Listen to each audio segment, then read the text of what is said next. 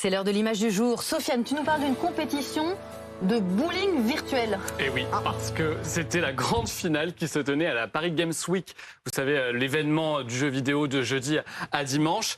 Eh bien, le but, évidemment, c'est de dégommer le maximum de quilles, comme le vrai jeu, mais sur un grand écran, vous voyez. Donc tu fais semblant. Exactement. Et celle qui vient de marquer un strike, eh bien, c'est Doria avec sa copine Simone, 66 et 70 ans. Elles sont désormais les championnes de France de e-bowling. Oui, oui, car cette discipline existe, elles ont le trophée. Et figurez-vous, petite surprise, qu'elles sont avec nous ce matin dans la première édition. Elles sont connectées. Bonjour à toutes les deux. Oh, merci d'être avec nous. Bravo. Alors, ça fait quoi d'être des championnes de France désormais ? Ben, ça nous fait un peu drôle parce qu'on n'arrive pas encore à réaliser qu'on est championne de France. Qu'est-ce qui différencie le e-bowling du bowling classique ? Pourquoi être plutôt amatrice d'e-bowling que de bowling classique ? Moi, je suis plus bowling classique. Ben, la différence, c'est que le bowling classique, ben, c'est une boule et le poids n'est pas le même.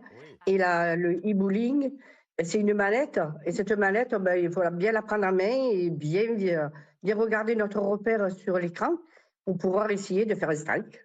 Mais ça veut dire qu'on s'entraîne de la même façon ou pas du tout ? Pas du tout, parce que...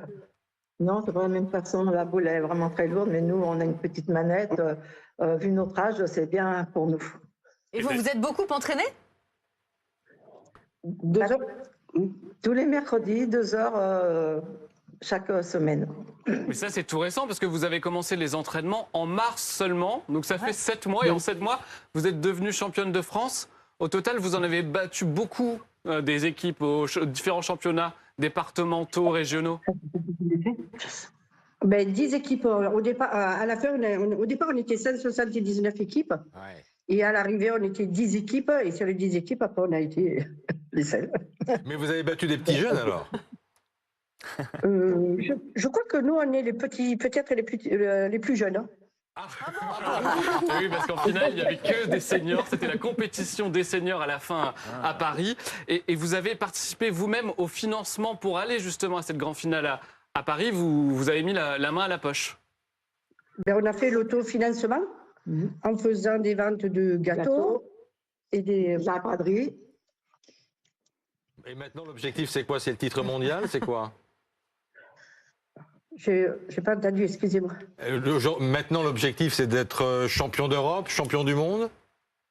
Alors, je ne sais pas si ça existe, champion d'Europe, mais après, on pourra sans doute se représenter pour l'année prochaine. Et pourquoi pas. En tous les cas, on vous encourage et on vous félicite. Bravo encore.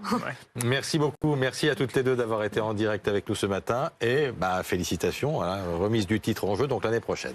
Avec le e-bowling.